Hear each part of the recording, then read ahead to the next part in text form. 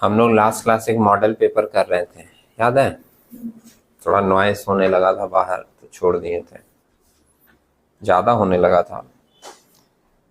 उस वो model paper 1 था, उसका शायद क्वेश्चन नंबर 10 तक किए थे डिस्कस, है ना।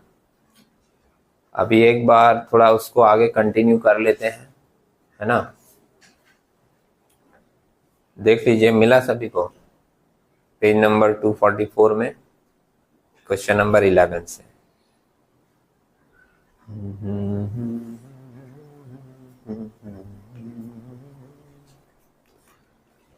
आप लोगों को भी बहुत सारा आता ही है, प्रैक्टिस वगैरह किए ही हो, है ना।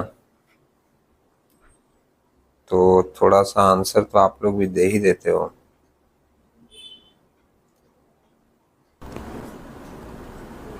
इसलिए क्या है, आपको भी पूरा मौका दिया जाएगा आंसर देने का।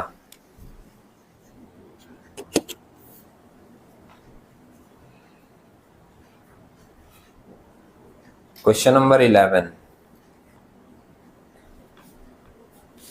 choose the correct sequence of the following transaction in context of division of profit। कौन सा ऑप्शन होगा? ऑप्शन पहले पढ़ के समझ लीजिएगा।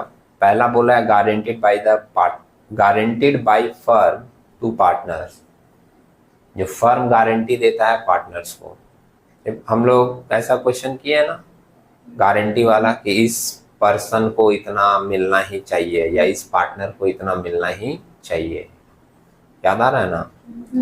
तो उसमें दोनों बात डिस्कस किए हैं, फर्म भी गारंटी लेता है, पार्टनर भी गारंटी लेता है। और बोला गया कि अगर फर्म गारंटी लेता है तो इसका मतलब है कि 3 पार्टनर है, एक का गारंटी लिया गया है, तो बाकी दोनों पार्टनर मिल के उसका पूरा करेगा, जितना कमी उसमें आएगी। और अगर कोई इंडिविजुअल पार्टनर गारंटी लेता है तब तो उस केस में क्या होता है कि 2 पार्टनर है, एक गारंटी लिया है कि तुमको मिनिमम इतना मिलना चाहिए। अगर आपको उतना मिनिमम नहीं मिला तो जो पार्टनर गारंटी लिया है वो पूरा करेगा।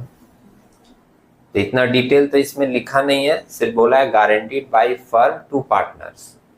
दूसरा बोला है guarantee by partners to firm. तीसरा लिखा है transfer of profit to profit and loss appropriation account. और चौथा लिखा है guarantee by partner to partners to partner. ठीक है, तुमको इसमें सीक्वेंस बनाना है। देखिए, सीक्वेंस नंबर 3 से स्टार्ट होगा, क्योंकि पहले प्रॉफिट आता है पीएल अकाउंट में, और वो प्रॉफिट ट्रांसफर होता है profit and loss appropriation account में। ठीक है, तो ऑप्शन 3 जो है वो पहले होगा, फिर जो है वो होगा option 1 guaranteed by firm to partner, फिर है guaranteed by partners to firm. ठीक, फर्म देगा पार्टनर को, पार्टनर देगा फर्म को, मतलब 3, 1, 2 और फिर लास्ट में 4 होगा guarantee by partners to partner. समझे? तो 3, 1, 2, 4 कौन से ऑप्शन में है? बी नंबर ऑप्शन होगा करेक्ट। नेक्स्ट बोल रहा है E and F are partners. E draw a fixed amount at the beginning of every month. तो बिगिनिंग ऑफ द मंथ रहता है, कैलकुलेशन करना पड़ेगा, समझना। तो हम लोग 6.5 लेते हैं, 6.5 महीने का इंटरेस्ट, है ना। Fix amount at the beginning of every month, interest is charge at the rate of 8% per annum. At the end of the year, interest on drawing of E was 2600। समझने वाली बात क्या है इसमें, सोचिए। तुम जब लाइन पढ़ना शुरू करोगे तुमको लगेगा इंटरेस्ट ऑन ड्राइंग निकालना है, 6.5 महीने का निकाल देंगे, क्योंकि सब में ऐसे ही होता रहा है। इसमें इंटरेस्ट ऑन ड्राइंग निकाल के दे दिया है कि इंटरेस्ट ऑन ड्राइंग है 2600 रुपया। अब बोला what will be the monthly drawings made by E, मतलब वो जो महीना महीना ड्राइंग कर रहा है वो कितना अमाउंट है। समझे? पहले हम लोग किए कैलकुलेशन, लेकिन उसमें क्या था, कि ये बोल देता था कि हर महीना बिगिनिंग में इतना इतना विथड्रॉ किया है, ड्राइंग का अमाउंट दे देता था, तो हम लोग उसका इंटरेस्ट निकालते थे, अमाउंट लेते थे ड्राइंग का इंटू रेट लेते थे इंटू 6.5 महीना करके निकाल देते थे। लेकिन इसमें इंटरेस्ट दे दिया है और बोला है कि वो कितना कितना करके विथड्रॉ किया है वो निकालिए। सुने, क्वेश्चन नंबर कितना है ये? 12। एक बार हम लिखते हैं, तुम लोग थोड़ा कैलकुलेशन करके बताना। 12 नंबर है ना। देखिए, इंटरेस्ट ऑन ड्राइंग हम लोग कैसे निकालते थे? ड्राइंग्स, देखना बोर्ड पे, ड्राइंग्स इनटू लेते थे रेट। रेट कितना दिया हुआ है? 8%। तो 8/100 हो जाता था और 6.5 महीना के लिए 6.5/12, क्योंकि बिगिनिंग ऑफ द मंथ रहता है तो यही लिया जाता था ना। इसमें इंटरेस्ट आपको दे दिया है तो इधर पे आप पुट कर दोगे 2600 रुपए। समझ रहे हो? ड्राइंग्स आपको पता नहीं है, यही आपको निकालना है, इंटू 8/100 और इंटू 6.5/12। ठीक है, अच्छा, अच्छी बात है। इसको सॉल्व कर लो एक बार, और इसको एक बार सॉल्व कर लो। ये वाला पार्ट कितना आ रहा है सॉल्व करके? देखो 8% है ना, 8 इंटू 6.5, 8 इंटू 6.5 डिवाइडेड बाई 1200, 0.43333 ऐसा आ रहा है कुछ, मतलब 2600 इक्वल्स टू, ये मल्टीप्लाई करके सॉल्व करके पूरा आ रहा है 0.04 है ना, 3333 ऐसा आ रहा है देखने में ड्राइंग्स। तब तो क्या होगा, आपको अगर ड्राइंग्स निकालना है, मल्टीप्लाई की चीज इधर क्या आ जाती है? डिवाइड में। 3333 ड्राइंग्स।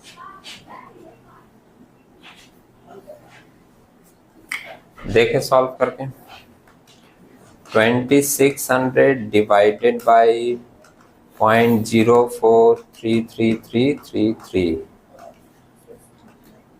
60,000 आ रहा है।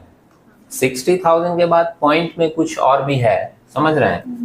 तो राउंड ऑफ करके अगर हम लोग लें कि ड्राइंग्स हमारा आया है 60,000, समझ रहे हो?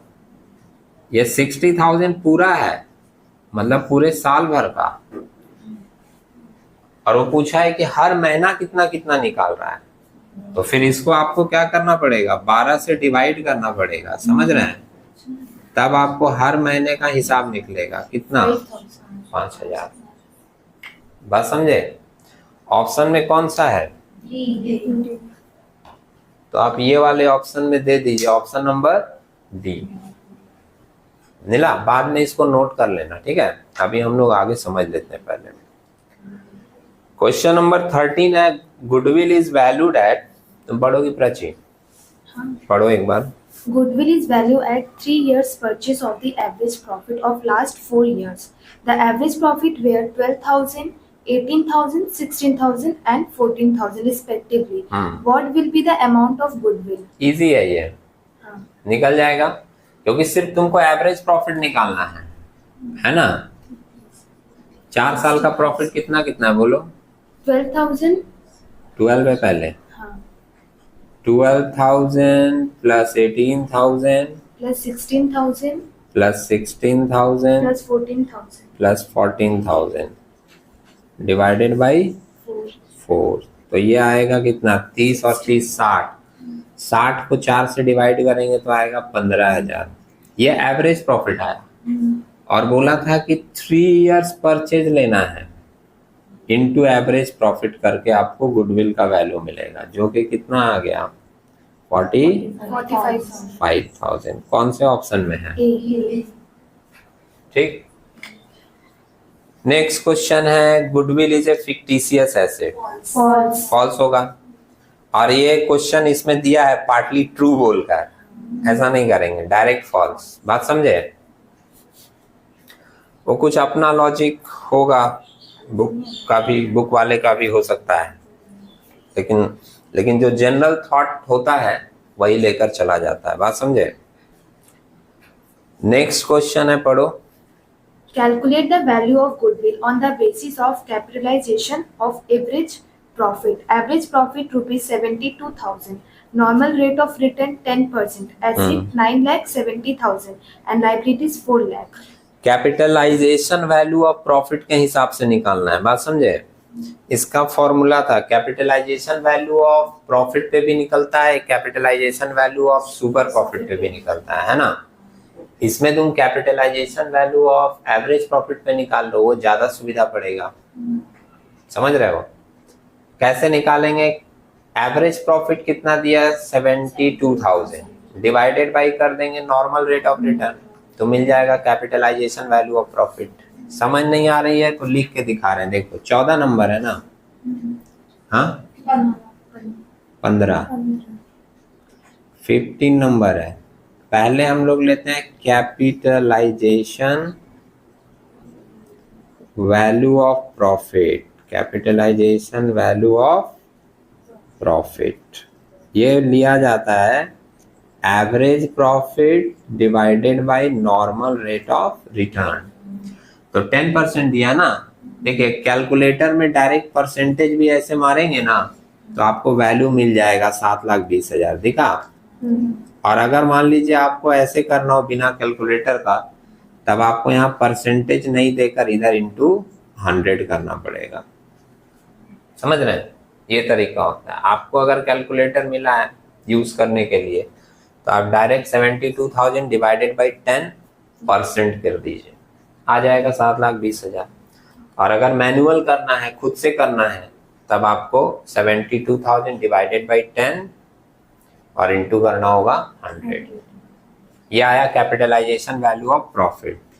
इसमें से लेस होता है कैपिटल एम्प्लॉयड, तब आता है हमारा value of goodwill, capital employed. अब देखिए कैपिटल एम्प्लॉयड सम्स में नहीं दिया है, लेकिन सम्स में दिया है हम लोगों का एसेट्स 9,70,000 और लाइबिलिटीज दिया है कितना? 4 लाख। तो एसेट से लाइबिलिटीज घटा देते हैं तो जो नेट वैल्यू बचता है वो भी कैपिटल एम्प्लॉयड होता है। सुने? तो 9,70,000 में 4 लाख घटा देंगे तो बचेगा कितना? 5,70,000। यही ना?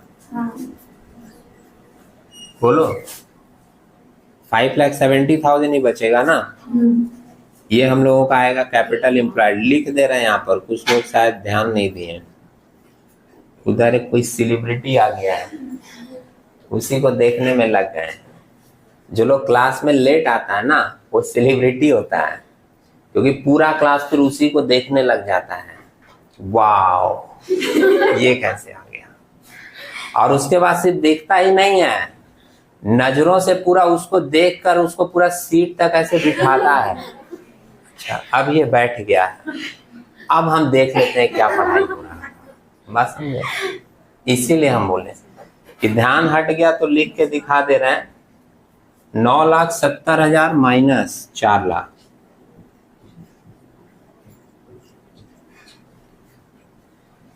ठीक है, 9,70 में 4 घटा देंगे तो कितना आएगा? 5,70। ये कैपिटल एम्प्लॉयड है, एसेट्स माइनस लायबिलिटीज। अब ये आप कैपिटलाइजेशन वैल्यू ऑफ प्रॉफिट से कैपिटल एम्प्लॉयड घटाओगे तो आपको एक वैल्यू मिलेगा 1,50,000 का मिल रहा है। इसी को हम लोग नाम देंगे कि हमारा ये हो गया क्या? Value of goodwill. अब देख लीजिए 1,50,000 आपका किस ऑप्शन में है? सी।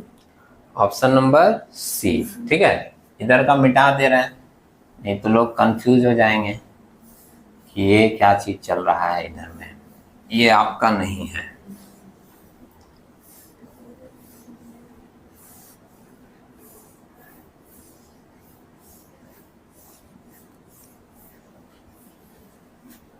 चलिए हम लोग अब कितने में आ गए? 16. क्वेश्चन नंबर 16 है ना।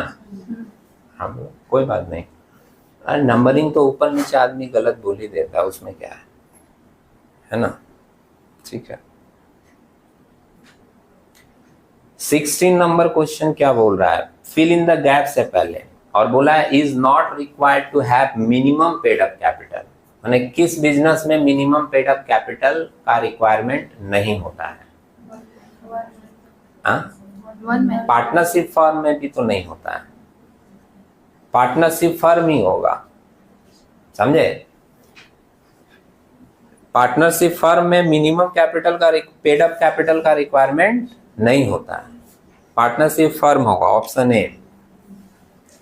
17 नंबर क्वेश्चन देखिए, इसमें भी फिल इन द गैप्स है। बोला means such part of the capital which is for the time to time being subscribed by members of a company। हाँ सही है, सब्सक्राइब कैपिटल ही टाइम टू टाइम सब्सक्राइब किया जाता है मेंबर ऑफ द कंपनी से। Debenture can be issued for cash, collateral securities, consideration other than cash. Debenture पढ़े हैं हम लोग, सभी के लिए इशू होता है। All of above, all of the above। Next बोल रहा है company purchase assets of ₹99,000 from another company.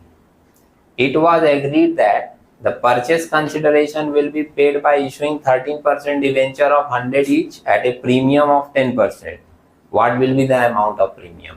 नहीं, what will be the amount of premium. हाँ, प्रीमियम का अमाउंट पूछा है, कितना होगा? एसेट्स खरीदा है 99,000 का, ठीक है, और बोल रहा है कि हम लोग डिवेंचर इशू करेंगे 100 रुपया वाला 10% के प्रीमियम में, तो प्रीमियम का अमाउंट कितना होगा? कैसे निकाले? निकाल के हमको बताओ। 19 नंबर बोलिए। 9,000 आंसर लोग दे रहा है, कैसे? हम 99,000 को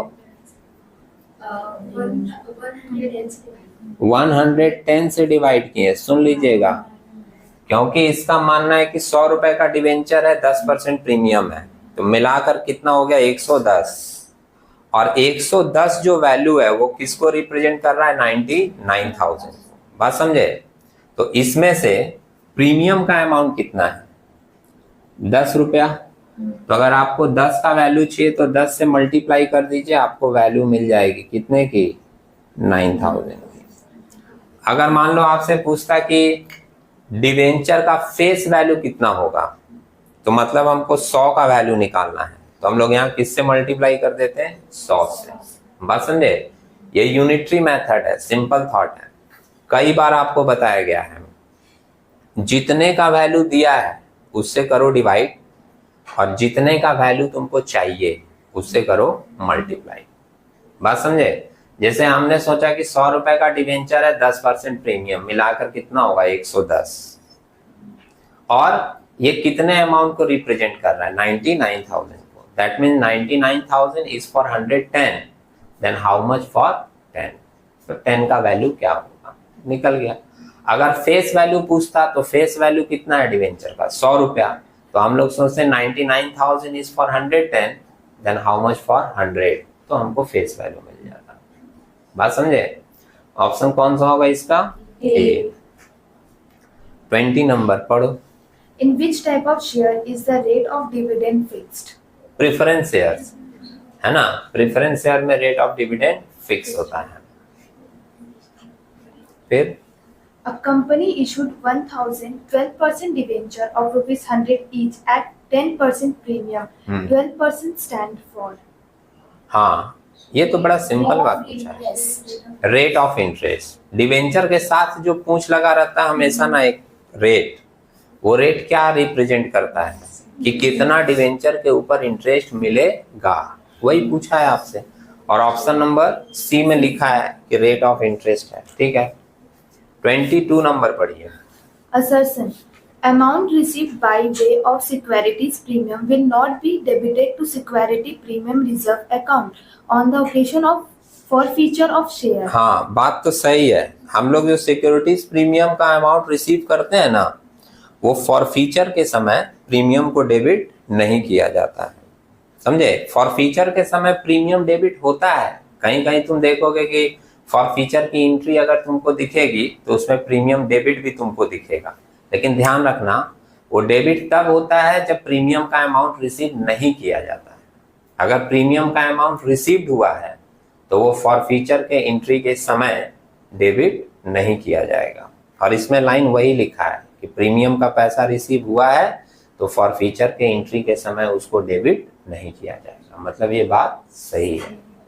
दूसरा पढ़िए। Reason: received amount of security premium will be debited while writing off certain type of capital loss on expenditure. ये भी सही लिखा है कि जो सिक्योरिटीज प्रीमियम का अमाउंट हम लोग रिसीव करते हैं उसको हम लोग डेबिट करते हैं कब, जब हम लोग राइट ऑफ करते हैं कोई कैपिटल एक्सपेंडिचर को या कैपिटल लॉस को। बात समझे? तो जो लिखा है वो सही लिखा है। इसका आंसर होगा both assertion and reason are true and reason is the correct explanation of assertion। समझे? ऑप्शन ए में ही ये रहता है। नेक्स्ट पढ़ो। Interest on debenture is paid at क्या होगा? 4 ऑप्शन है, a predetermined rate. समझे? क्योंकि डिवेंचर जब इशू होता है तभी उसका रेट फिक्स हो जाता है और उसी रेट से मिलता है। तो आपके पास ऑप्शन है ना, pre determined rate, variable rate, rate based on profit of the company, any random rate. नहीं, पहले से डिसाइड रहता है, तो ऑप्शन ए होगा प्री डिटरमाइंड रेट। फिर Debenture discount is written off from security premium reserve. हाँ, अभी ऊपर में जो पॉइंट पढ़े कि सिक्योरिटीज प्रीमियम था ना, जो हम लोग ऊपर अभी पढ़े रीजन में, ये रीजन वाला ही क्वेश्चन से उठाकर ये क्वेश्चन बना है। ठीक वही कि सिक्योरिटीज प्रीमियम रिजर्व को कब डेबिट किया जाता है, जब कोई कैपिटल लॉस या एक्सपेंडिचर को राइट ऑफ किया जाता है। तो ये आपका डिस्काउंट ऑन क्या पूछा है, डिस्काउंट ऑन डिवेंचर, समझ रहे हैं? इसको राइट ऑफ करने के लिए हम लोग सिक्योरिटीज प्रीमियम रिजर्व को यूज करते हैं। ऑप्शन सी होगा, सही है। 25 नंबर पढ़ो। J Limited issues rupees 30,000 8% debenture of rupees 100 each to a creditor for rupees 25,000 at which the company had purchased a machinery from him. Identify the correct journal entry. हाँ, question समझा दे रहे हैं हम। 30,000 का डिवेंचर इशू किया गया है 100 रुपया ईच करके एक क्रेडिटर को, जिससे 25,000 का हमने क्या किया था, मशीन खरीदा था। 25,000 का मशीन खरीदा है और 30,000 का डिवेंचर इशू किया है, समझ रहे हो? तो आपको इसका करेक्ट जर्नल एंट्री बताना है। 4 ऑप्शन आपके पास है, देख लीजिए और हमको इसका आंसर बताइए। तब तक हम थोड़ा पानी पी लेते हैं। इधर नहीं है वाटर बोतल?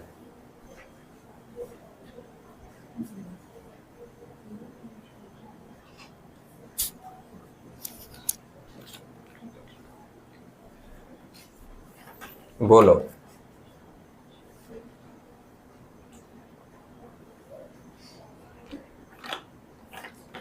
कोई बताओ। मैं एक गलत आंसर एक्सपेक्ट कर रहा हूं, बोलिए। अरे आप तो बोलो। मैं तो बोल दिया कि मैं एक गलत आंसर। हाँ, सी। ओके, तुम मेरी उम्मीदों पर एकदम खरे उतरे हो। हमने कहा हम एक गलत आंसर एक्सपेक्ट कर रहे हैं, वो एक गलत आंसर दी। सही। अब सुनो एक बार, यहाँ पर शुरू से सोचो।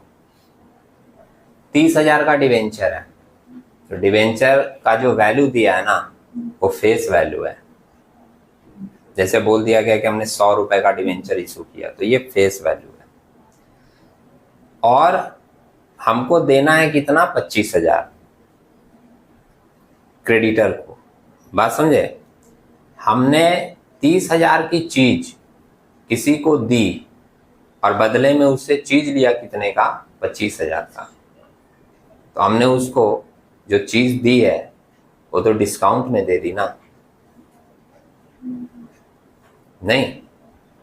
या छोड़ो 30,000 25,000, ऐसे सोचो 100 रुपए का डिवेंचर है, ठीक, और तुम किसी को 100 रुपए का डिवेंचर देकर उससे 90 रुपया लिए, तो तुम क्या बोलते थे कि डिस्काउंट में इशू किए, बोलते थे कि नहीं?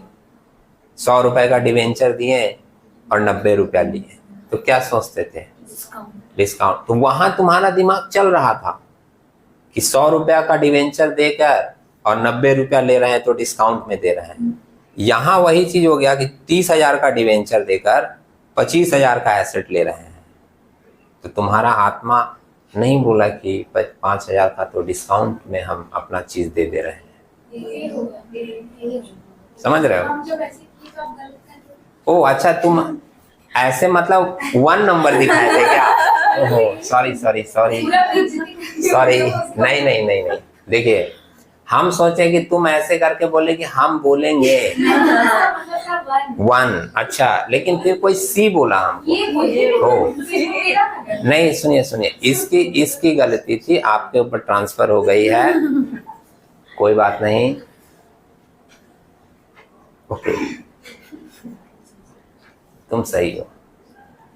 अब देखो 1 नंबर होगा, ठीक है, क्योंकि देखिए जब ग्रुप में स्टूडेंट्स होते हैं और कोई रेस करता है हैंड, तो ये मतलब होता है कि हम बोलेंगे, तो हमको लगा कि आप ये बोलने के लिए ऐसे हाथ उठाए।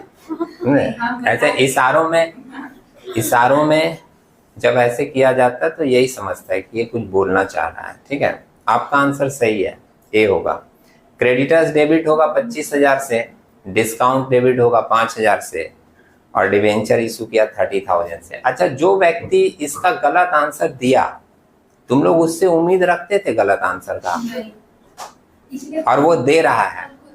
अब खुद सोचो कि अभी एग्जाम आने वाला है, में क्या होगा।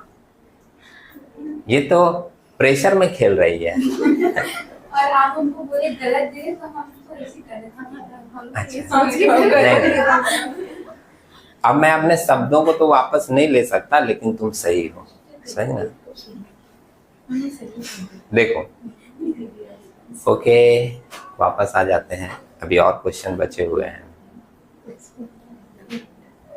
कितना नंबर में थे? 25 का ये हो गया। 26 number, analysis of financial statement is significant.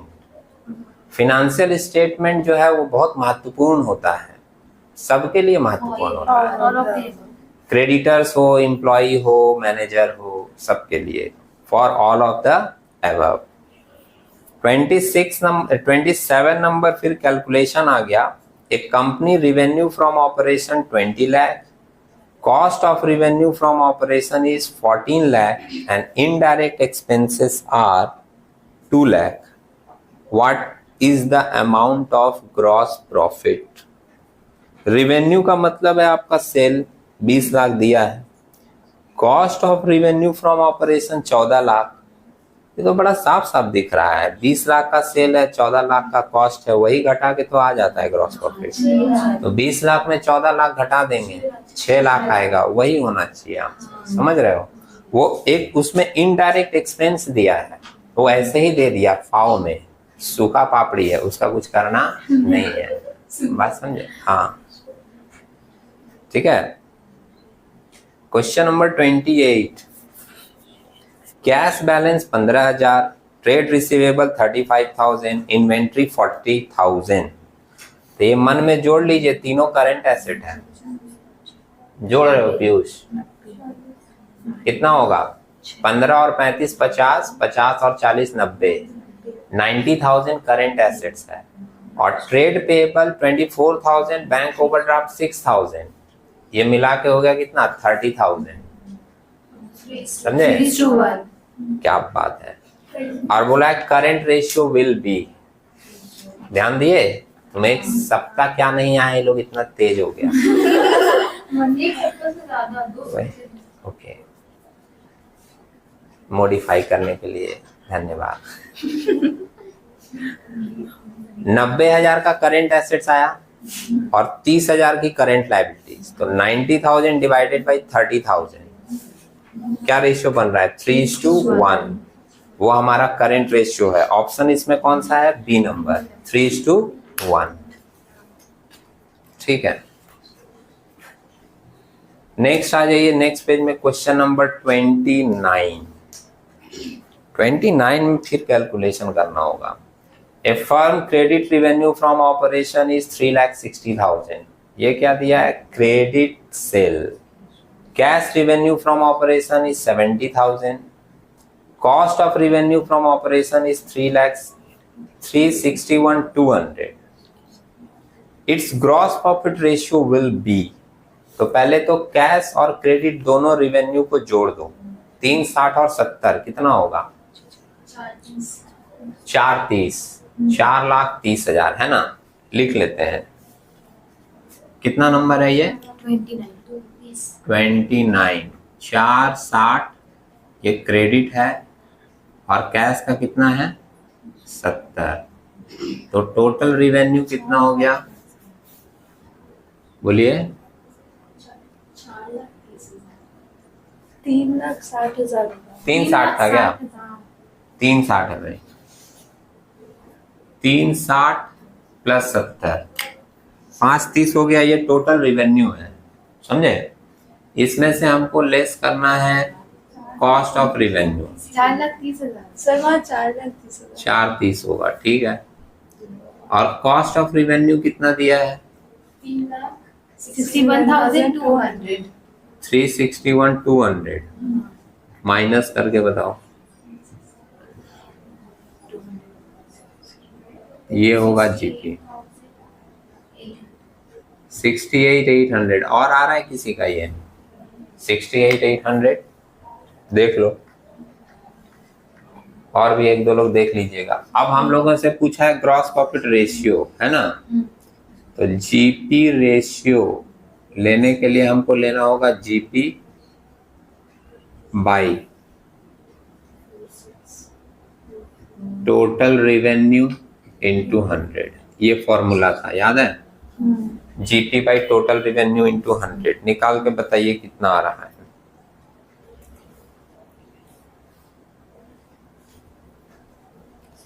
कितना है जीपी तुम्हारा? 68,800 डिवाइडेड बाई 4,30,000। 16%। ठीक है, 16% ऑप्शन डी में है, दिख रहा है?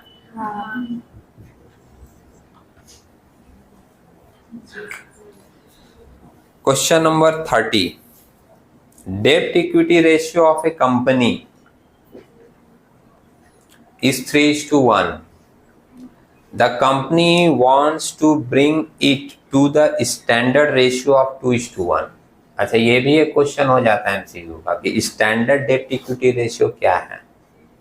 समझ रहे हो? आया है पहले ये क्वेश्चन। स्टैंडर्ड डेब्ट इक्विटी रेशियो क्या होता है? 2:1। स्टैंडर्ड डेब्ट इक्विटी रेशियो पर ये मेंटेन करना चाहता है और कंपनी के पास फॉलोइंग ऑप्शंस आर अवेलेबल। सुनिए, हाँ, ज्यादा ध्यान से मत सुनिए, रिलैक्स होकर एक बात समझिए वो क्या बोल रहा है। पहले वो बोल रहा है कंपनी का डेब्ट इक्विटी रेशियो 3:1 ऑलरेडी है और कंपनी चाह रहा है कि इसको स्टैंडर्ड लेवल पे मेंटेन करें, और स्टैंडर्ड डेब्ट इक्विटी रेशियो होता है 2:1। तो वो चाह रहा है 2:1 मेंटेन करे। और कंपनी के पास 3 ऑप्शन है।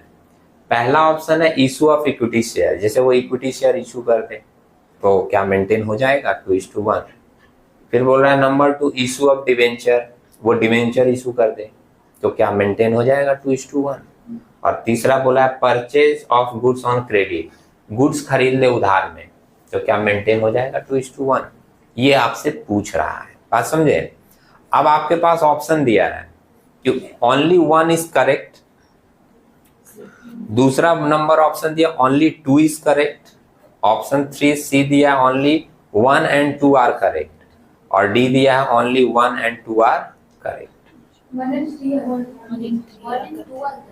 ओके, देखिए 1 and 3 बोल रहे हैं कुछ लोग, 1 and 2 बोल रहे हैं, अगर आप आंसर देखकर बोल रहे हो तो आप पूरी तरह से गलत हो। सुनना मेरी बात, समझे? आंसर में भी अगर आप देखकर बोल रहे हो 1 and 2 आर करेक्ट, गलत हो आप, क्योंकि इसमें इशू ऑफ इक्विटी शेयर और इशू ऑफ डिवेंचर दोनों एक साथ होगा ही नहीं।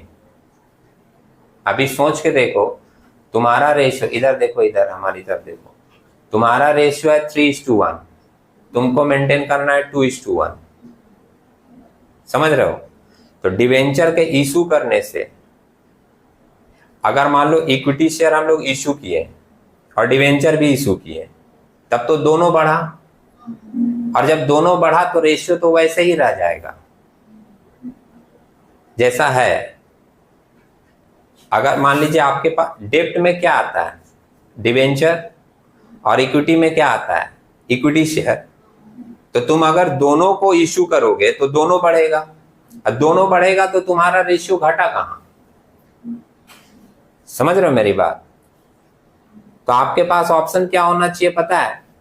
या ऑप्शन ये होगा कंपनी के पास, या तो वो इक्विटी शेयर और बढ़ा दे, जैसे 1 है ना, 3:1 रेशियो है, दिख रहा है? अगर इक्विटी शेयर इशू किया, मान लो आधा 0.5 भी इक्विटी शेयर इशू किया, तो क्या होगा? इक्विटी शेयर अगर 0.5 भी इशू किया और डिवेंचर उतना ही रहा, तो डिवेंचर रहेगा 3 और इक्विटी शेयर हो जाएगा 1.5, तो रेशियो 2:1 मेंटेन हो जाएगा ना। समझ रहे हो? लिख के दिखा रहे हैं, अगर नहीं समझ में आ रही है तो। हम बोल रहे हैं कि अभी उसका रेशियो है, कितना नंबर ये है, 30। डेब्ट बाय इक्विटी, यही फॉर्मूला होता है ना, डेब्ट बाय इक्विटी। डेब्ट में आपका डिवेंचर है, इक्विटी में आपका इक्विटी शेयर है, और अभी आपका रेशियो है 3/1। ऑप्शन तुम बोल रहे हो दिया हुआ है वहां पर आंसर में कि दोनों को इशू करें, 1 and 2 आर करें, तो अगर दोनों इशू करेंगे तब तो ये भी बढ़ेगा और ये भी बढ़ेगा, तो रेशियो में चेंजेस कहां होगा? हमको तो स्टैंडर्ड मेंटेन करके 2:1 लाना है। 2:1 का मतलब है डिवेंचर मेरा कम होना चाहिए। समझ रहे हो मेरी बात? तो मेरे पास दो ऑप्शन हो सकते हैं। पहला ऑप्शन ये हो सकता है हम इक्विटी शेयर को बढ़ा दें, नीचे वाले को बढ़ाएं तो रेशियो मेंटेन होगा, और दूसरा ऑप्शन हो सकता है कि डिवेंचर को रिडीम करें। बात समझे? क्योंकि ऊपर वाला रिडीम कर देंगे, अगर इसको घटा देंगे तो भी मेरा रेशियो मेंटेन हो जाएगा। लेकिन रिडेम्पशन ऑफ डिवेंचर का तो ऑप्शन नहीं दिया है, ध्यान से देखो, वो इशू ऑफ डिवेंचर बोला है। अगर वो ये वर्ड बोलता ना, इशू ऑफ इक्विटी शेयर, और नंबर 2 में रहता रिडेम्पशन ऑफ डिवेंचर, तब हम बोलते हैं कि बोथ 1 and 2 आर करेक्ट। लेकिन सेकंड में रिडेम्पशन नहीं बोला, वो भी इशू बोला है। इशू का मतलब है और डिवेंचर बढ़ जाएगा। सुने? तो यहां जिस हिसाब से क्वेश्चन दिया उसमें एक ही ऑप्शन होगा, 1 इज करेक्ट। यहां देखिए मैं क्या बोल रहा था, जैसे अगर हम इक्विटी शेयर को ही 0.5 से भी बढ़ाएं, इशू करें, इशू करने बोला है ना, तो हम मान लीजिए 0.5 से बढ़ाएं तो नीचे 1.5 हो जाएगा, तो अभी नहीं कट जाएगा, और कट के मेरे को रेशियो नहीं मिल जाएगा 2/1। समझ रहे हो? रेशियो मिल जाएगा 2:1। सुने? तो इसमें ऑप्शन सिर्फ यही वाला करेक्ट होगा। कौन सा वाला? हाँ, ओनली 1 इज करेक्ट। ठीक है। 31 नंबर पढ़िए, क्या लिखा है? The formula for calculating the debt equity ratio is. डेब्ट बाय इक्विटी होता है फॉर्मूला, देख लो चारों में लिखा है कहीं डेब्ट बाय इक्विटी?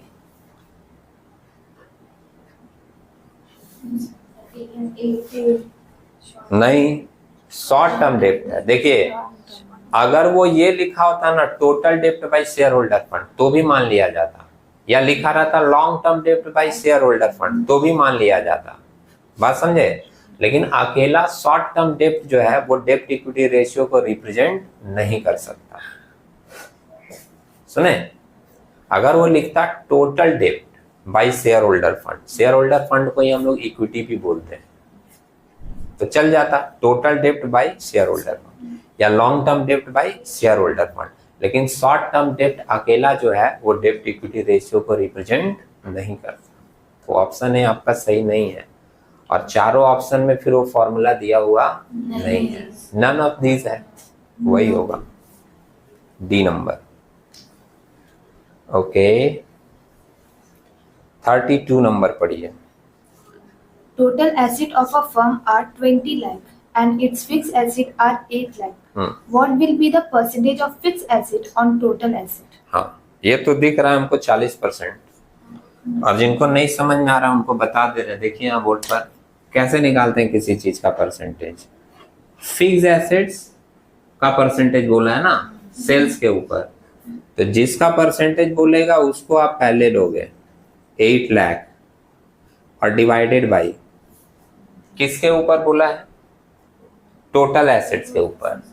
तो टोटल एसेट्स आपका कितना दिया है 20 लाख दिखा, और परसेंटेज निकालने के लिए हम लोग करते हैं इंटू 100 करके देख लीजिए। 4 दूनी 8 होता है, 40% आएगा। देख लो कैलकुलेट करके आ रहा है।